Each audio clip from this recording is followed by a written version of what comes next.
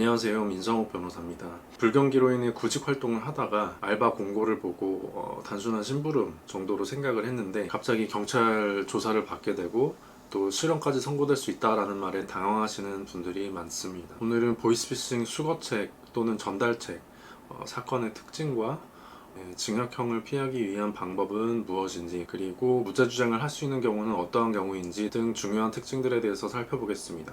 우선 보이스피싱 수거책, 전달책 사건의 가장 중요한 특징은 대부분의 사건에서 많은 분들이 진짜 보이스피싱인지 몰랐다라고 주장을 한다는 것입니다. 그리고 상담을 해보면 실제로 몰랐던 것으로 보이는 분들도 계시고요. 하지만 실제 사건에서 법원에서 안타깝게도 이 주장을 받아들여주는 경우는 거의 없습니다. 법원은 특히 보이스피싱 전달책 수거책 사건에서는 이게 확실히 보이스피싱이고 내가 가담을 한다라고까지 생각을 못하였더라도 이게 좀 문제가 있다, 보이스피싱일 가능성이 있겠다라고 생각을 하면서 그 전달책 수거책 역할을 하였을 경우에는 보이스피싱 방조범이나 또는 공범에 대한 미필적 고의가 있었다라고 판단을 하기 때문입니다. 예를 들어서 하루에 수십만 원을 벌게 해주겠다라는 알바 공고를 보고 찾아갔는데 하는 일이 뭔지 알아보니까 통장 거래 없이 직접 현금을 봉투에 넣어서 전달을 한다, 또는 퀵 서비스로 어디로 보낸다, 또는 지하철 보관함에 있는 현금 봉투를 갖다가 누구한테 전달을 한다, 이런 내용인데 일반적인 사람이라면 이런 경우에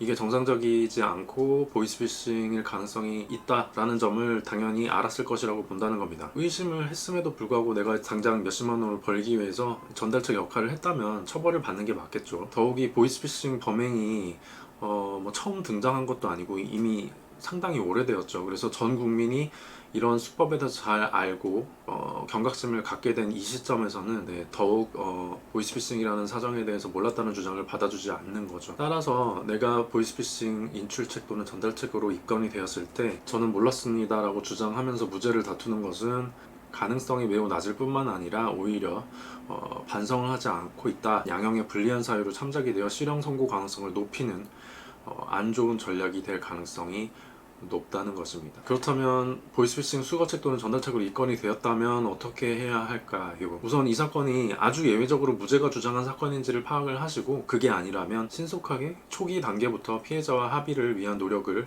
하시는 것이 중요합니다. 사기 사건과 같은 경제 범죄들은 피해가 회복이 되었고 피해자와 합의가 되었는지가 양형에 있어서 가장 중요한 요소입니다. 보이스피싱 범죄도 마찬가지고요. 그래서 법원에서 피해자와 합의가 되었다면 집행유예를 붙여주고 합의가 되지 않았다면 그냥 그대로 실형을 선고하는 경우가 많습니다. 그렇기 때문에 최대한 신속하게 합의를 진행을 해야 되는 것입니다. 그리고 이제 합의라는 게 그냥 내가 돈만 있으면 되는 거 아니냐라고 생각하실 수도 있는데 사실 그렇지 않습니다. 생각보다 합의가 원만하게 진행이 되지 않는 경우도 많죠. 우선 첫 번째로 상대방 피해자의 인적사항 확보부터 안 되는 경우가 있습니다. 상대방의 연락처를 대부분 모르죠. 그런 상황에서 합의를 하려면 수사기관이나 법원을 통해서 피해자의 인적사항, 연락처를 입수를 해야 되는데, 피해자가 나는 생각이 없다 라고 얘기를 해버리면 연락을 할 방법이 아예 없기 때문에 합의 진행이 안 되겠죠.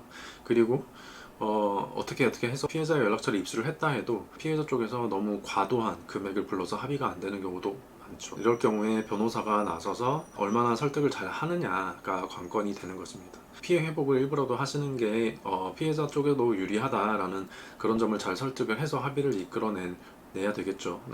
이게 안 된다면 공탁을 해야 되는데 사실 공탁만으로 집행유예가 선고되리라는 보장은 없습니다. 물론 보이스피싱 전달책 사건에서 무죄가 선고되는 사례가 아예 없냐, 그건 아닙니다. 다만 일반적인 사건과 달리 정말로 몰랐던 것으로 볼 수밖에 없는 특수한 사정들이 명백하게 있다, 이런 경우에 무죄가 선고됩니다.